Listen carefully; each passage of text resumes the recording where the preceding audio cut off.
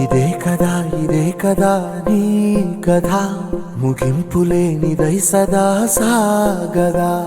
ఇదే కదా నీ కథ ముగింపులేనిదై సదా సాగదా.